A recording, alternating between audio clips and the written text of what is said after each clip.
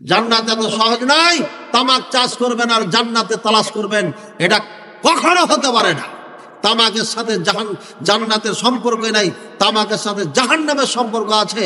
আপনি যত বড় মুসাল্লি হন না কেন, তামাক চাষকারী, আপনার জান্নাতে যাওয়া কঠিন হবে। আপনি জান্নাতে যাবেন, তবে এত সহজে যেতে পারবেন না।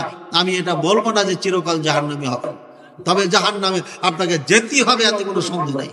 আর না হলে আজকের মাহফিল থেকে তওবা করে তামাক চাষ বন্ধ করতে হবে কুষ্টিয়ার মানুষ।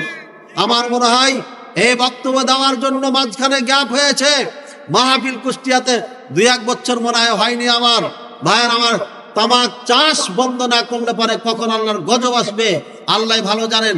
কুষ্টিয়া, মেহেরপুর আর সম্ভবত কুষ্টিয়া মেহেরপুরে 2টি ডিস্ট্রিক্টকে আমি ভালো করে চিনি।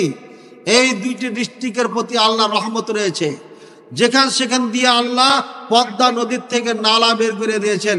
ভাইয়েরা আমার, আরব দেশে আমার একটা গ্রাম ছিল, যে গ্রামের মানুষ পুরো এলাকা বাগান বানিয়ে রেখেছিল। পৃথিবীর সব থেকে ধনী এই এলাকার মানুষ ছিল। তারা আল্লাহর নিয়ামতের না শুকরি করার পর্যন্ত এই গ্রামকে আল্লাহ নিশ্চিন্ন করে দিয়েছে।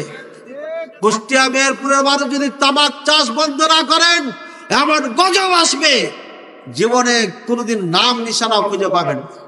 এটা আল্লাহর গজব।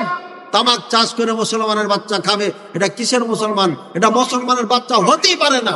তামাক চাষ করে মুসলমান, এটা বিশ্বাসই করতে পারি না। আল্লাহ তাআলা বুঝার তৌফিক দান করুন।